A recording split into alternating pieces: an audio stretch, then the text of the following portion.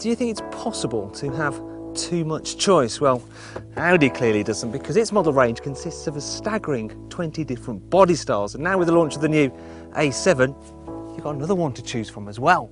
It fits into the lineup between the A8 and the A6 and offers a rival to the Mercedes CLS by combining the luxury of a limousine, the driving dynamics of a sports saloon and the style of a coupe. And I have to say that after the R8, it's probably the most beautiful car Audi does. I mean, it even looks good in beige. Thankfully though, function hasn't been sacrificed in the interests of form. It has a practical hatchback tailgate, and the boot itself, I mean, it's a really generous size. As you can see, we fit all our camera equipment in there, but if you need more space, you can fold down the rear seats.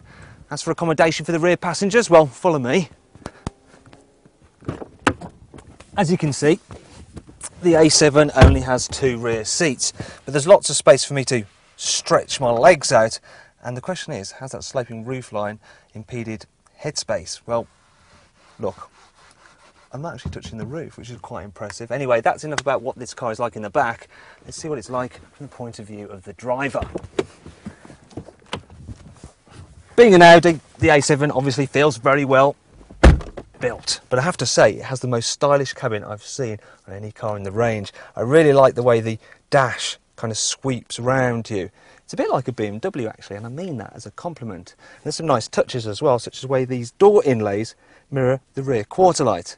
Anyway, let's see what this car is like to drive.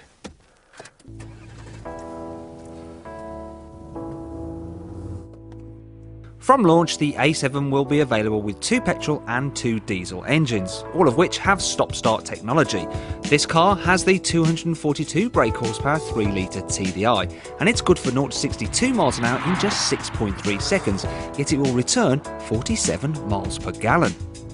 The A7 is based on an all-new chassis which will also underpin the next A6, and it uses lots of aluminium bits to help keep weight down for improved agility.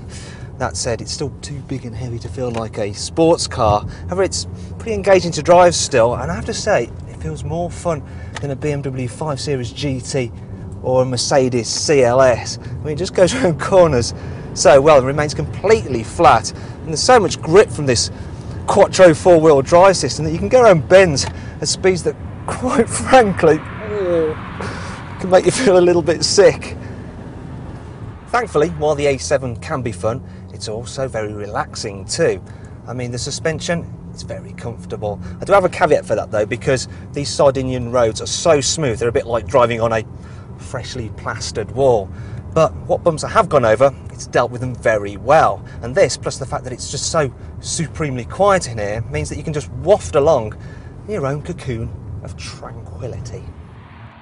Obviously, being an Audi, there is an endless range of options available to help part you from your hard-earned cash. For instance, you can get a head-up display, internet access, and also a sat-nav system with Google Maps, which, I mean, it just looks amazing. And also, it'll actually talk to the car's controls and do things like automatically dip your lights when you go into a town.